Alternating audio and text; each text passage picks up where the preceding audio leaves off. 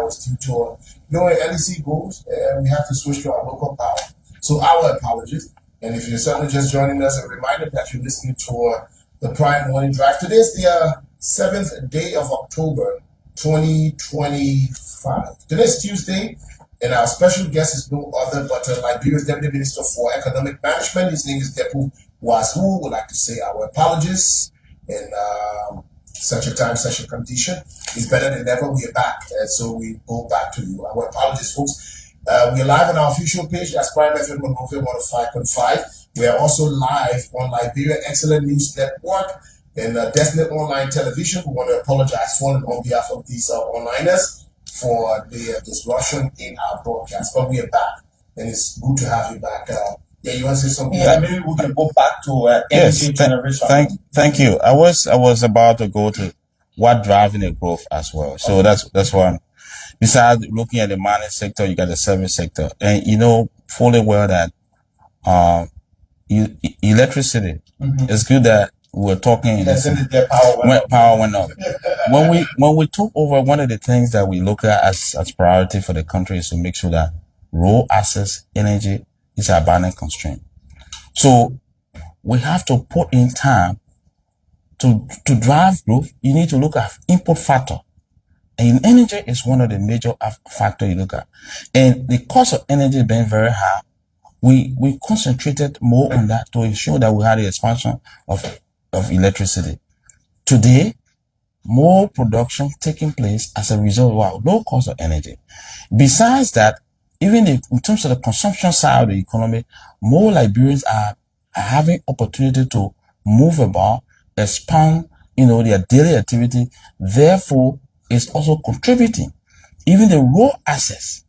You will know fully well that Kevin and Koli, Liberians were now going beyond what we call quota, paved road.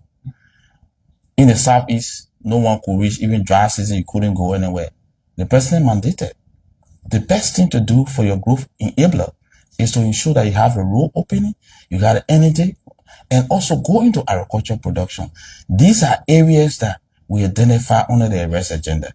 And for the first time in Liberia, the post-war, you see that rainy season, full price remain low because of this kind of opportunity in growth production. The projection that we did. Besides full price going low and the raw assets opening of the raw assets, what is happening now is that the service sector was actually going slow first because of high cost of food. Now you see steep growth in the service sector. Financial services now have opened. You also see, besides the energy you're looking at, you also see the entertainment area. You also look at tourism. More opportunities are coming. Unlike where we met the growth. And interestingly, I will say it clearly here and confidently for the Liberian people that what you see in 2025, the first 2 quarter growth number, we will exceed the target clearly in 2026. Because one, we have looked at manufacturing as one of the key drivers of economic, development. And in manufacturing, major constraint there is what? Energy. So energy financing has become one of our major negotiations with all of our partners. And LEC now is all in all community. But the next strategy there, which we put in, which we are going out for financing, is to see how best to focus on industrial electrification. All the industry around Monrovia to ensure, or beyond Monrovia to ensure that they have electricity access. That increase productivity. We're looking forward to the LEC, maybe sometimes this month or next month at most, to tell us about their contingency plan. I heard you talking about the expansion and reliability for concession to have a stable power. But there's this seasonal thing. During the rainy season, we depend highly on the water flow, the water levels, the water tides, and then during the dry season, of course, we do what is referred to as what delicious ration, right? Ration the current, the LEC. What are the plans under your administration to mitigate that? To sustain the growth, these are areas where you make the decision. The LEC, we met LEC in debt. That's why we put all of these strategies together on our program. So we settle our arrears with our partner in Cote d'Ivoire, while at the same time investing in our generation domestically. As we speak, it may not, we have invested money in additional renewable energy to be added to LEC, the Mount Coffee, which of course is going to come online, but it may not be this month, but it's going to be at a later time. We also have concluded agreement to see how best we can to have renewable belt around RIA that will supply, the whole of RIA and part of Monrovia. At the same time, we empower the LEC and provided financing to see how best they can now pay the debt and increase the subscription from our neighboring country, Cote d'Ivoire and Guinea. So these are the strategy we have in place to maintain and sustain the growth. Without energy, provision, I can tell you clearly that we're going to still make effort in the extractive industry, but in terms of mechanization, domestic production, manufacturing cannot thrive without energy. So we're putting enough resources there, and we're also putting enough engagement outside in terms of, if you look at it, under our IMF program, also under the Ministry of Finance, the new direction from the president is that borrowing we're going to be doing is to go into investment activity, not consumption. So unlike people borrow to pay salary, we borrow to build roads, to increase energy, to make sure that we build a hydro.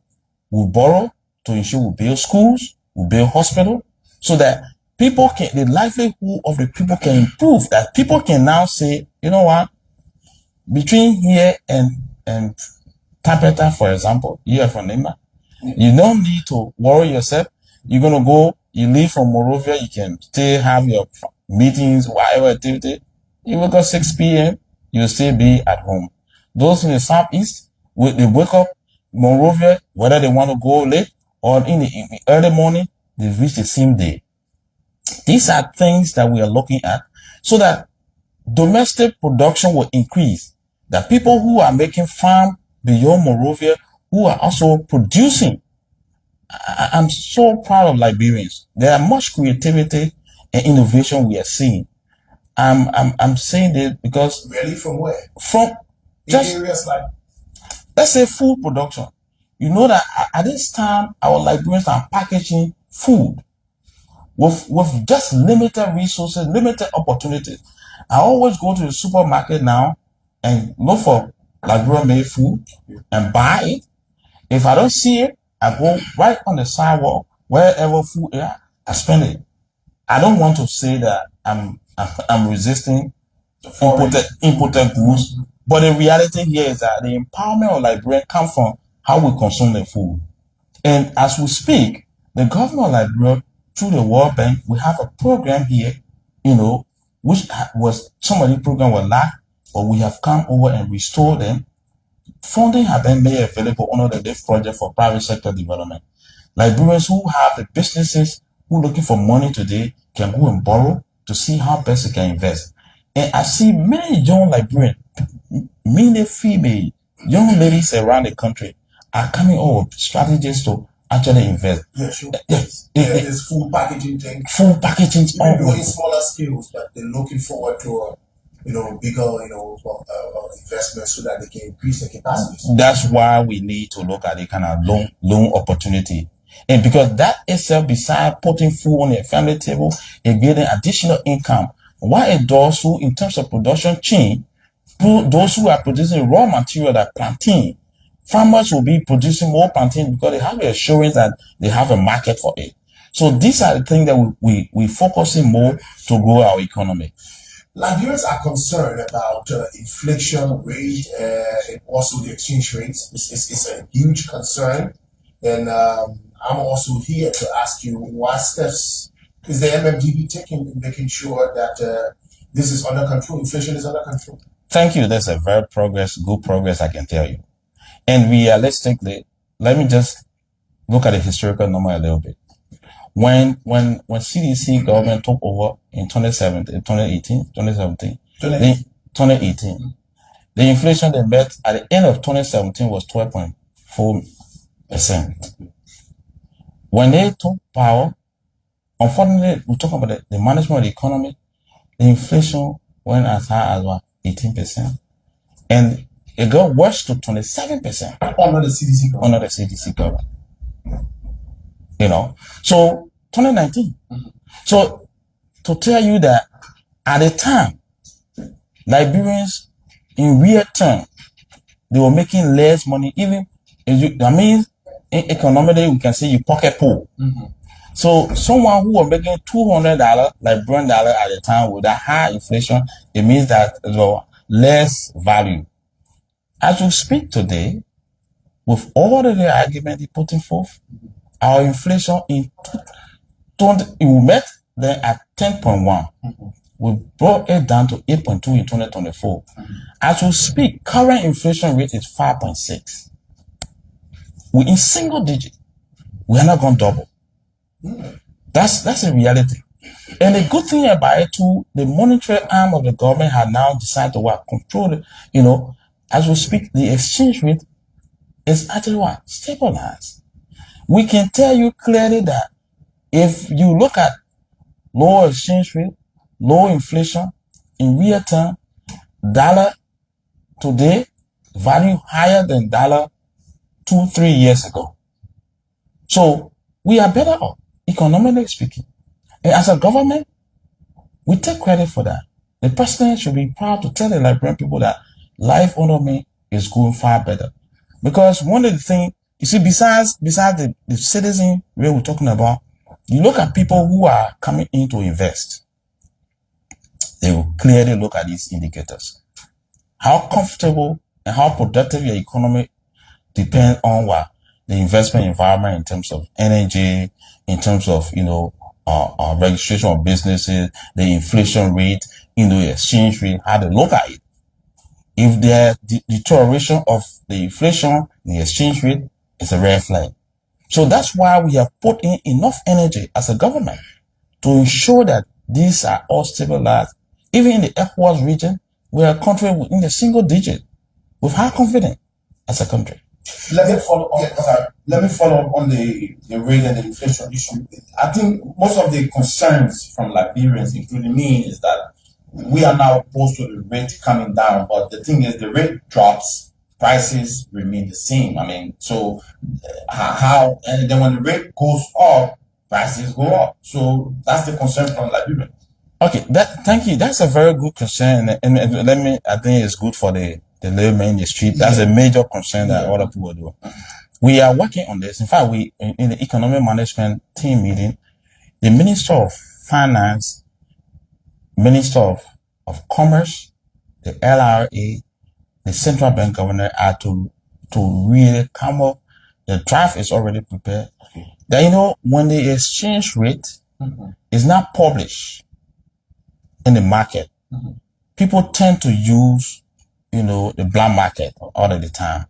So, for example, because Liberians don't know what you get in the supermarket, they say the thing is dollar. The same dollar that it was sold at in March is still $1 there. But you get there today, the guy is not telling you because the exchange rate are going to 180 or 179, he still charge you like 200.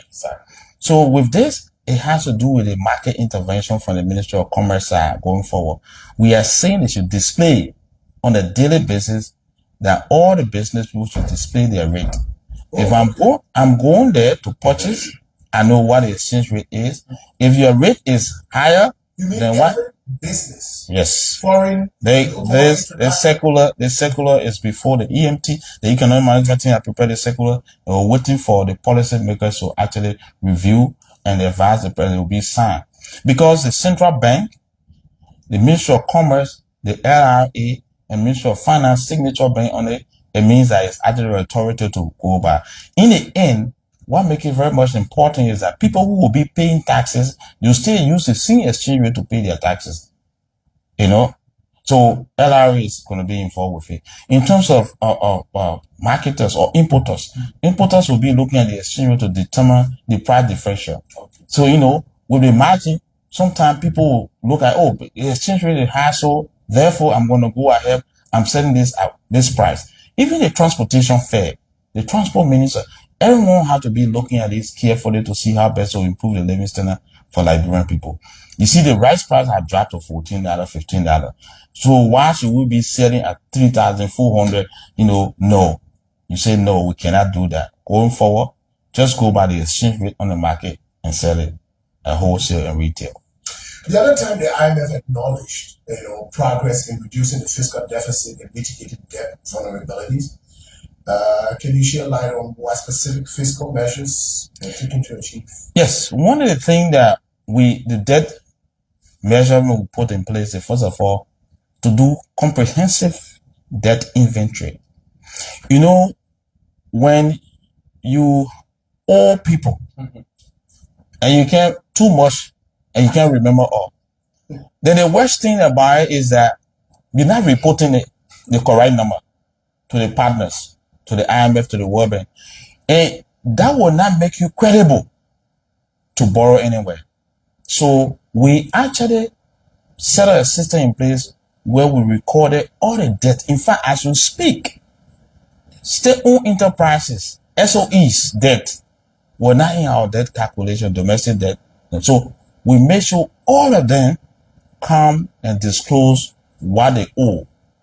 And interestingly, if someone say, for example, LEC is saying that they will declare dividend, or LPRC say we are supposed to give dividend to government, this amount. But LPRC, before you declare dividend, you should actually declare your liability is your profit you go by before you declare dividend. But because of all of this lack of data coordination and data collection to know how debt inventory looks like, it was very difficult. So we worked on this thing, and as we speak, it's clear that we'll settle the foreign liability first, and from there we'll come to domestic liability. That's one thing that there. And we have signed an MOU with the Central Bank of Liberia that money that is due to extended partner, they deduct it immediately without waiting for them to sanction or to call or to write letter. These are the mechanisms that we put in place.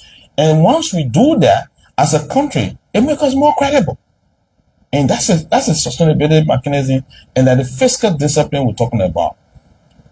Contracts, payments is very much key. You know, when government making commitment and signing contract and don't pay, my brother, you know, what you're doing, you are not just discouraging production, you're also killing, you know, the infant industry in the economy. It's very much key. You need to strengthen your domestic production, strengthen your local economy, strengthen your local producers. Instead of you deferring their payment process to say, wait for next fiscal year, or we don't have any money right now. So true that we miss out on one of the performance criteria. Yes, obviously. Obviously. What was it? How did we? One issue there was clear that in terms of our central bank condition, we are saying clearly that there were challenges with commercial banks, and some of these banks had to, you know, to resuscitate them, you need to make sure that they meet the benchmark and the reserve ratio. So under our cabinet adoption, there were so many things that were done, but we didn't meet it on time. But as far as I'm concerned, before the end of the year, our third review that is coming out in January will be able to meet it. One of the things that we said that was not really met was that, you know, there was some act that was supposed to pass the legislature on break. Okay. And they told you a break this year very early. Since July, they have not been in session. So we are hoping that they return this month. Yeah, this month. We'll tell you clearly that we'll meet the structural benchmark.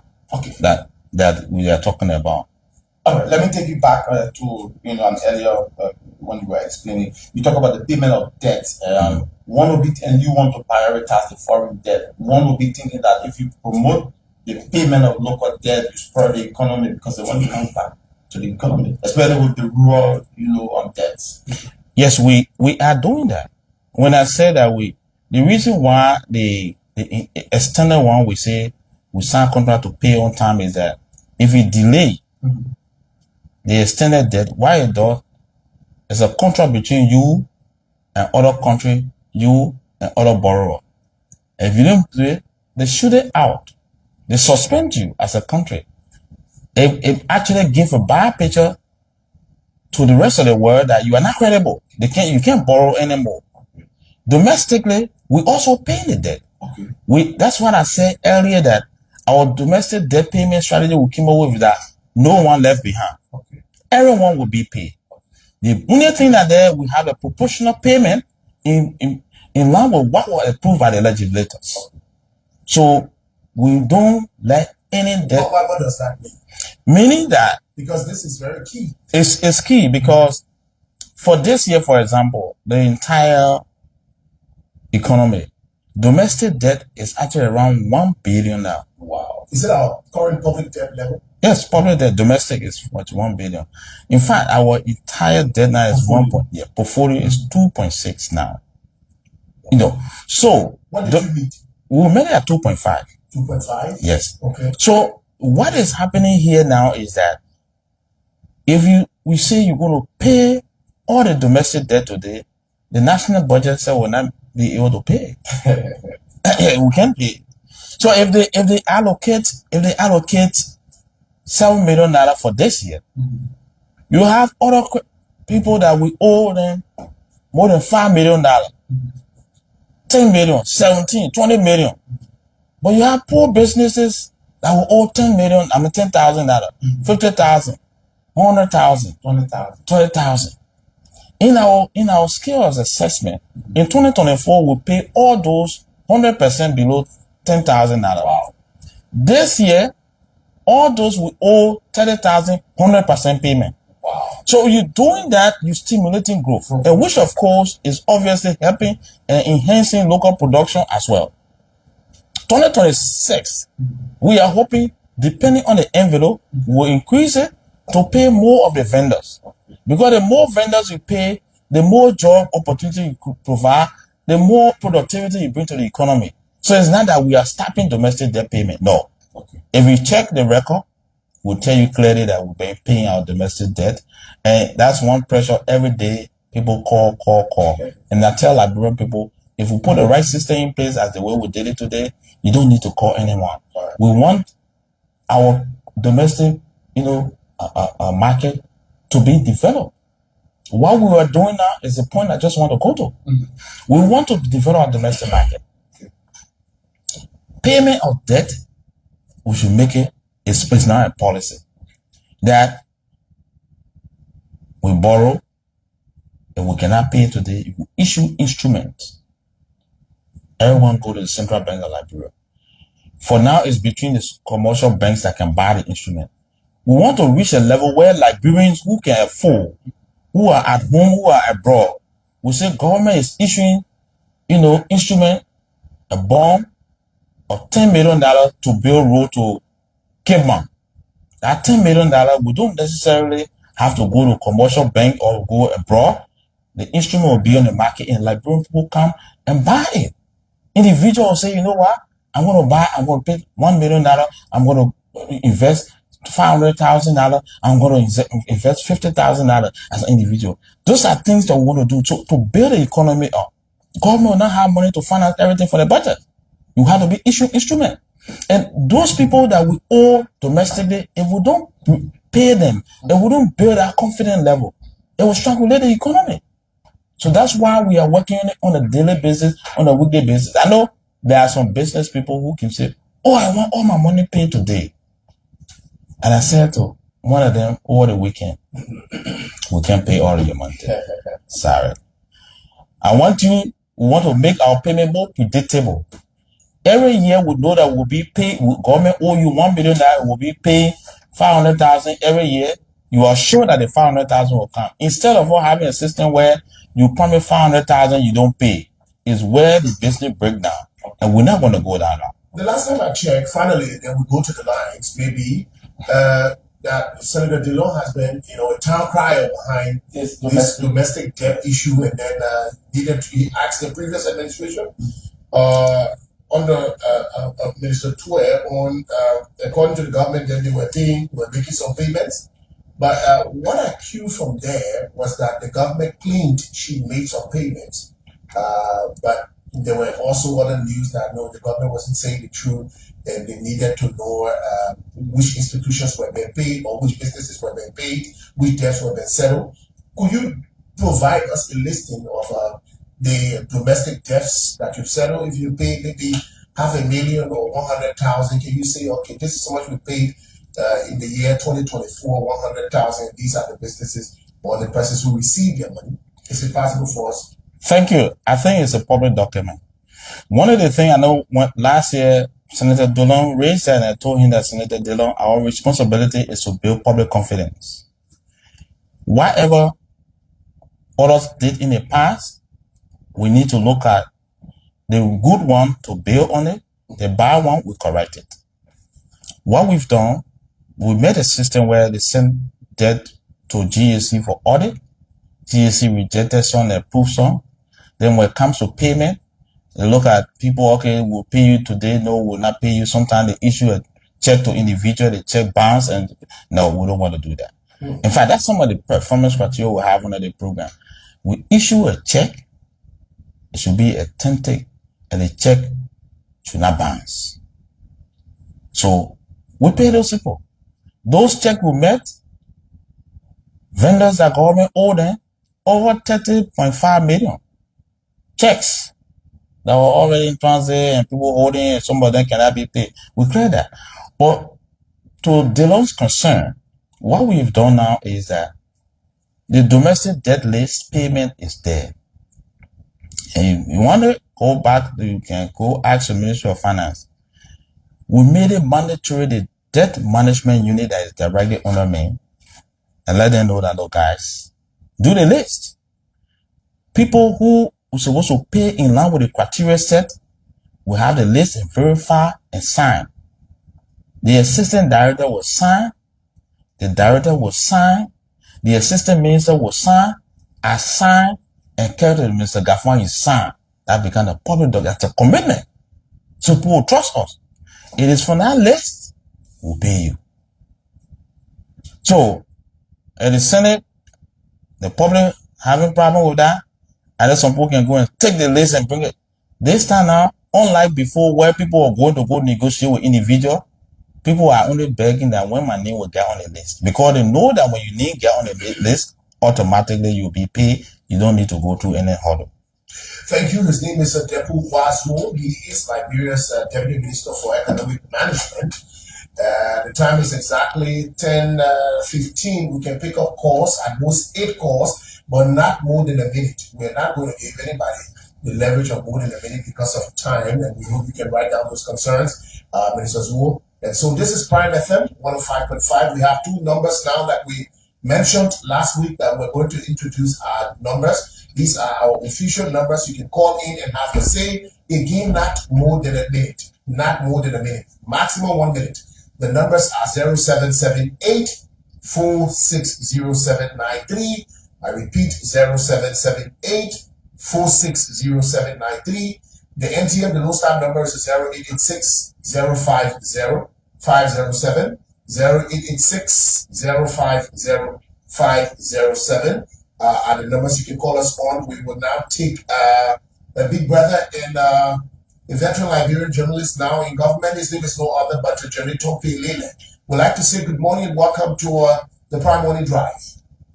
Thank you so much, Kevin. Good morning, Minister. Good morning. Okay, maybe we can give you a minute, 30 seconds.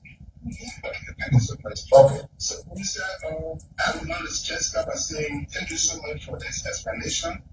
And I think what you're doing this morning is something that should be done all the time on all the networks, because our country has not yet reached a point where you think that you can do your work assignments and everything will be okay.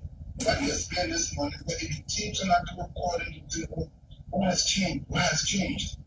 So the explanation I gave this morning is as you would be seen from people from time to time. I think we address the question that people have. So I really want to thank you for that. And I think the team at the Ministry of Finance just concentrate on teamwork. Don't be teamwork so that everybody's contribution is filled in the work that you are doing for the public. I was in conversation with the Commerce Minister last time, and I said everything should be done to ensure that the coming down of the UN exchange rate should not just be seen on billboards, but the prices on the market should reflect. So I'm glad that you said the economic management team is working towards that. We have to really be drastic and focus to make sure that this exchange rate that we are seeing now, the reduction in the exchange rate should be reflected in the prices that we see on the market. Otherwise, the combination will just be going around. So thank you so much for this. I really look forward to sitting with you for someday with my expertise because unfortunately in this country it is journalists do not specialize in different areas. We have economic journalists in Liberia, for example, some of them pick up to be doing what you are doing this morning. Okay. So in the of that, we do our own obligation, the technicians our own obligation to explain this thing and talk shows about understand what you are doing. So thank you so much for the opportunity. Thank you. That's Mr. Jonathan P. Lele there. Now we go to the regular lines and hear from our callers. Let's hear from caller number 1. Good morning. What's going on? Sent that the wrong cable here. Can you please help me out? Just hold on 1 second. Okay, sorry. I think you have to call back. Let me try the MTN line. Let's hear from this caller. Good morning. Good morning, Terry. Is he live? Yeah, go ahead. Yeah, I'm looking for more calling from God to start to follow up. Yeah, first of all, that one, the topic is I think the Honorable Minister need to do both here and out of this country. Moreover, open the beautiful country to let the people know what are doing. And before I conclude, I just want to know, Minister, what have been the marketing who are talking to civil cost? They are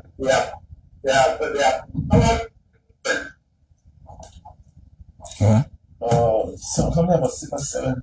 Okay, so you got it there. The issue about mechanism, and so let's just manage because the call is timed for. Let's have you informed that the calls are timed for 1 minute. So when you exceed, don't blame us. That's exactly how it is. Good morning. Let's hear from the caller on the orange line. 1 minute. Good morning. You're live.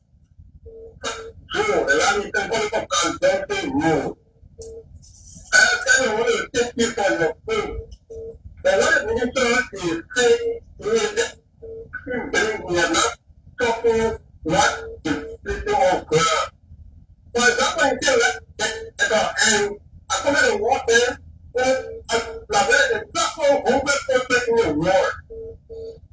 How will you say the Labron is the tackle 100% in the war? So just appreciate it with the former president according to the level Okay. and so yesterday, they took the power and get our own result today, the result, today another thing. Okay, thank you. Let's hear from the next caller on the MTN line. You have to manage your time because the timer is at 1 minute. 0886-050-507. Let's hear from this caller. Good morning.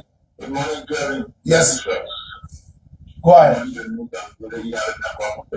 Straight to the point, David. Mr. Minister, you said something. You said about any father in the world country in the mindset. And my question is, in terms of what can you provide specific data in terms of what they are planning? Lastly, secondly, management team. I would like to know how are you managing our economy when the purchasing power is very low? How can you provide a way to resuscitate our economy by providing loan for? All right, so it has ended there. It ends at, like we mentioned, it ends at exactly 1 minute. So you have to manage the time, or else you go off immediately. 0778-460-793. Good morning, your name and where you call from. Good morning. Good morning. Kosia. Go ahead. Go ahead. Kosia, you're live, my brother. Go ahead. Minister, you talk about that today. The aspect of people going to them. My pleasure is we can make a commercial bank like that today and get with the kind of future that we are experiencing today. When we go to the study, to then percent, from 50%, and then the instructions that money. Immediately you need that thing. Every month you are paid. You're paying your. We are sorry. So many get off. If commercial bank that you are calling to the area, you don't need. But they can add it there, and then with Which one you went through the day? Okay, Kosua, thank you. Thank you, my brother. Let's take 3 more and then we call it a day right here. Let's hear from the Lone Star Cell NTM line. Good morning. Good morning. Good morning. It's like this line is freezing. Okay, so let me go to the next one right here. Let's hear from this caller on the orange line. Good morning. Good morning. Yes, you're live. You calling from where? Go ahead, from the bypass. Peter calling, go ahead.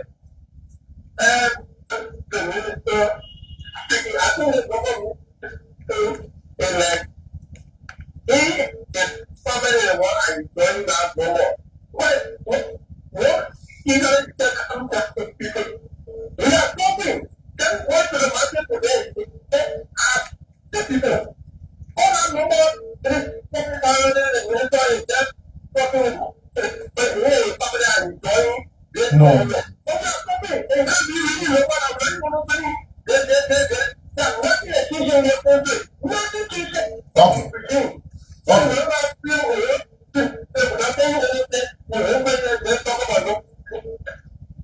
Okay, thank you. Let's hear from the next caller. Good morning. Then we'll take the last. Go ahead.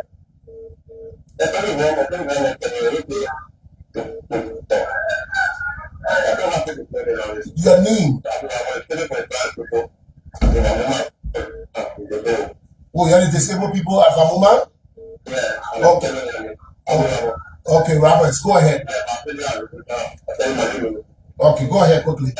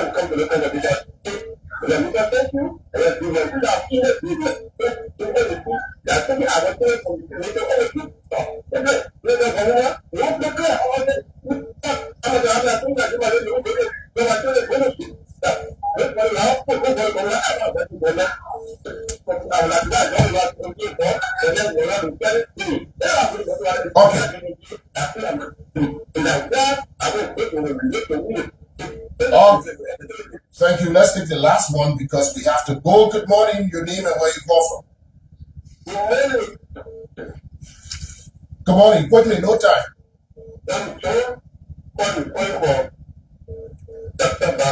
Go ahead, John. You know, I'm listening to the minister, and he said on this Wednesday, when people are suffering. They are suffering. Your president, the president told me that was not to follow. Street down, he said on the street. The next children are all on the street as a fellow. And when the family is complaining, the magnitude. So what happened today? The year when you go father, you go to go find you, they say you ask. Like after you get father, they take more hand, they don't want you to do. Then you see the country come for they say we got this place, we are in this. But other than we are making a move to buy your stuff, you know, we are, yes, we don't want to see anything. So we are stopping the president.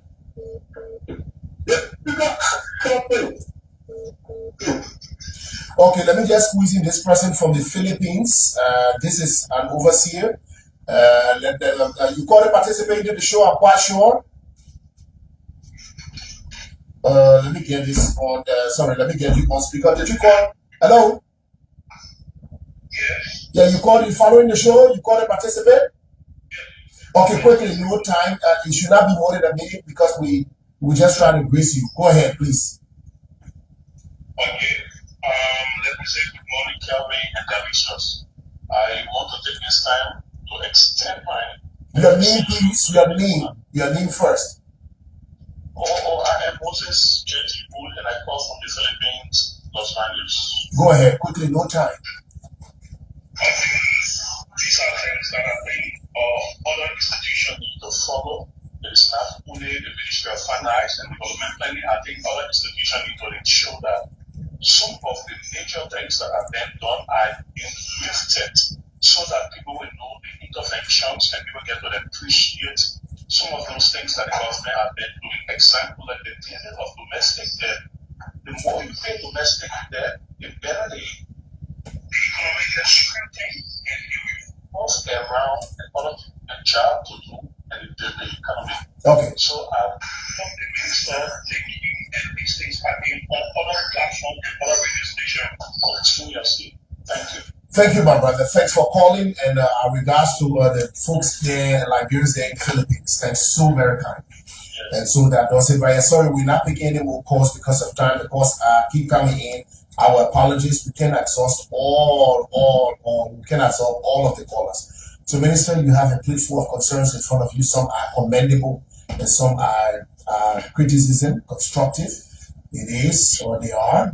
It's all yours. Thank you so much. I think from all indications, what I'm hearing from the audience is that we need to be involved with public engagement, and that's a lesson I learned from here today. Going forward, instead of just playing with numbers all the time, it's going to be coming out to interpret the numbers. But I will start with the first caller, which was like a commendation for us, but at the same time, there was concern raised by Mr. Paylele. Obviously, we will keep this engagement on how the economy is performing to interpret, the numbers to the citizen. The issue of journalists, across the country, specialized journalists, what we've done, we say, I don't know, I need to ask the communication director. What we've done is to ask for a special section, economic reporting, training, and workshop. I didn't just stop there. The current president of Liberia is my former student, at the University of Liberia, taught in economics, Julius Kanamba. And I called him after taking office and said, look, we discussed this thing before. It's now time for us to apply it. I want you to come so that we can work together. Because the way the people understand, Liberia has high political sensitivity and low economic sensitivity. Because the way people interpret economic issue is purely skewed towards political interpretation. Even though there's interrelationship between the two courses, but the reality there is that if you are very much informed about your economic well-being, your entire life, social, political, everything is put in place. So he agreed, and we are working on that behind the scene. I hope that I will go and do a follow-up with my communication team to know how far we are, and my great project team people to see what's going on. But I really would love for us to have the media education on economic reporting. There was a concern from one Flomo, but he got cut off by about civil servant pay. But realistically, we will say that in 2025 budget, over 28,000 civil servants were lifted from bottom up. Okay. What we're doing now is that we left power, there were high pay, and we came in very low through harmonization. But you don't want to just jump. If you want to escalate it, no. We do gradual improvement, increment in the salary. Those who are below the minimum, we brought them up. The next thing now is to do strategic intervention in other sectors to look at, pay comparability between profession and career. Okay. Like if we want to really make the economy functional, people who do sciences, those who do engineering, paying them low salary, and those who do statistics, paying them low salary, is a disincentive to production. And I can tell you clearly, that's one of the main reasons why we are pushing. For example, the labor minister, we have engaged the labor minister. The 2024, alien registration list that came out, you realize that about 518 work permit were issued to engineers. Out of that, how do we really, stabilize it? All our Liberians that are engineers, can we now say opportunity be given to them, even if we carry the alien registration fee to $3,000, but if each of the engineers are making just $1,000, and you take 100 of the 500 engineers to be deployed with these companies, what it does is that it increases the income level, and the dependency ratio in Liberia should be more than 19 to 22 to 1 person, and that man can feed about 100 people, can be feeding over 22, so that you got over 22,000 people just getting money directly from their uncle or cousin, whoever is an engineer. So these are some of the strategies that we are putting in place to see how best to respond to the salary gap. But government salary, right now, those who in the low bracket all but brought up, and now we're going to be doing another incremental for the 2026 budget. What is also important, another quarter talking about Liberia being the poorest country, the World Bank, obviously, one of the things I need to explain to many Liberians now is that the word development is a progress, it's a progression, it's not an event. So there will always be a point where all the countries will not be at the top. What is important is to see where you make progress annually or monthly. Liberia, yes, we are among the poorest, but what is important now is that how do we improve the living condition of the people to ensure that we reduce the poverty we're talking about. First thing is to increase the domestic production, as we're talking about food, and everyone be able to live comfortably. Here is one typical example I can give to you. It's the poor. When we took over, bag of rice was very on the, let's say, in various stores, you go all over, it was $16.75. As we speak, bag of rice wholesale price is at $14. You understand? $2.75 differential. Even if you are saying that, oh yes, whatever saving, the $2.75 saving, it can still go to what? Buy other incentive or other nutrition for the child that you have in the home. That's something substantial that we'll be looking at. Besides that, you will note fully well that domestic food price was very high. Now, because of access to road, domestic food prices have reduced, meaning that, crops that were coming, bitter ball, peanuts, and all of these things that people, because of far distances, the price was very high. Right now, you have surplus of it in the city. So the competition has made it for the price to drop. Chicken egg. You no longer sit down here and say, oh, people will buy egg at this price. So these are things that we need to be looking at and say, okay, that's a number. I know Liberian people say, it's a number that we are looking at, the reality that we are looking at. The guy who talk about, mentioned about earning income in Syria and other places, let me just say, I didn't talk about anything about mining sector and income, though. I said our mining sector has increased, production there increased, and I just give example of gold. We got the highest at $859 million export. So, but to say mining income, I will advise that he searching better. But in reality, we are looking for a way that the mining sector, the artisanal mining, in fact, since this is the case, you bring it to the artisanal miners that are in this country are people who can also create jobs and also provide support for family. So the Ministry of Lands and Mines is working on this, forming cooperative, changing, making sure that they have a cooperative. And besides that, the mining license increase and they also control the inflow. Besides that, there's ongoing conversation between finance, central bank, and Ministry of Mines to ensure that those artisanal miners, particularly in the gold area, government can be buying the gold to use it for what? The reserve at the central bank. These are the improvements. What's going to happen there is that we're going to be buying the gold in Liberian dollar. And more people will be receiving local money and they will spend it domestically and will also stimulate the economy. These are some of the policy measures that have been put in place. Another quarter is the COSIA. COSIA talked about the commercial bank loan. Yeah, high. It's very high. Interest rate is true. The interest rate been very high. These are some of the negotiations we've had with the commercial bank and with the central bank. And even government loan, government borrowing at the time, the interest was very high. Some of the borrowing they did, they roll over interest. If the government borrow at 5%, they roll over at 12%, 10%. You see that obviously government could not afford to pay. These are all the things that we put into the negotiation with the commercial bank. As we speak today, if government is issuing instrument, there's a lower rate for it. But the commercial bank giving loan to individual and businesses, the interest rate is very high. And the term is very short. We are trying to work with the central bank and the commercial bank and say, where are the constraints? That's why you see the ECF program, some of the things we're looking at. What are some of the constraints? And realistically, we want for Liberians to really try their best where they say non-performing loan at 16% in this kind of economy. They put fear in anyone to bring additional money. We've been talking to other banks. They will be bringing private sector lending. That means the own lending is we negotiating banks like the eBay bank. Even as we speak, we are already negotiated with what we call DFC, the United States government.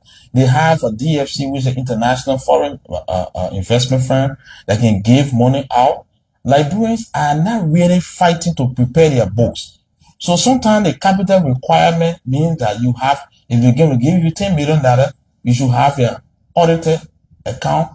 See whether we can do education. So open business is one thing. Keeping your books and making it credible and making sure that you look at your profit margin and someone work there is very much important. I will encourage Liberian businesses. You may be a farmer also, but a simple way, a lower hanging fruit, I want to give an example with it. One of my students took this a message from me way back. I started married and he now has his own institution. It's good for business people to take their children or student, not only relative, students who are doing accounting. Okay. We have like here so many colleges, business student, and they graduate, they're just walking around. Let them be setting up their books. You go at the time we are living in Montali from 24th Street all the way to Montali, you had 17 entertainment centers. And I'll walk there and say, wait, let me see. What's your boy? Let me see. So even those who are selling for them, they don't mark down the sales. Okay. What they bring in the sales. So the inventory calculate is not even there. But you got all the students around here, everybody doing accounting, business management, and they just floating, I want to go to government office. If you can set up a system, you look at Ghana Bay, you see all the market area, you take your own time, walk around, you do your survey and say, look, let me see the business manager, you talk to them. Can I come and voluntarily keep your books? And you have your registry, and you got 4 or 5 person that give you $1,000 a day, they can pay your way to go to school. I think one of my former students did. When I did that example, I started he started it. He paid his own tuition, now he has his own firm. So what we need to be doing is to apply the literacy of the education we have to enforce it in the community and into our life. The other caller talk about the number is not true. There's more that's similar to what Flomo said. The number, the reality there is what I'm saying to you. The rice price going down. So there's no need to say the number is not true. Unless one concern which everyone is now brought here is that the exchange rate versus the current price on the market. That's some of the issue we need to work on. You know, the economy is not all about the government. It's also about citizens. We talk about accountability and transparency. People want whole government. Oh, government is corrupt. Businesses who are also doing that, knowing fully well it's part of corruption. Why can't we accept it? That you know fully well that the exchange rate is far below $200, and you're selling something at what, 200 or 205. It's dishonesty. We need to get rid of that. It's the same concern that came from the disabled person that called. We also want to say thanks to the caller, because the president take the disabled community very seriously. In fact, in our AARD consultation, we have special section for the disabled people. So we know what are the problems they face, so that the development plan will not leave them out to capture them. And the Ministry of Gender have really been doing well. Now you got a disabled commission. So we want to see how best to look at the problem, because productivity is not about disability. I was speaking to you today. My mother was crippled. Okay. She actually was a polio victim. But with all, incapacity in terms of physical, disability, physical challenge, but she sent 7 children to school for the interior. So for me, I'm always encouraged when I see people, oh, no, you're disabled, and engage you to think that, look, you are more productive than any other person. You are normal human being. So I want to encourage that. About the street children, it's the same message. I want to also commend the brother who called from Philippines. Going forward, we'll be engaging the public to let them know what we're doing.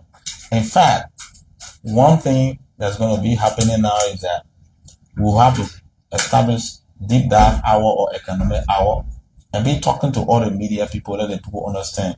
Sometimes what we'll be doing now, working with Legis. Legis is collecting prices across the country.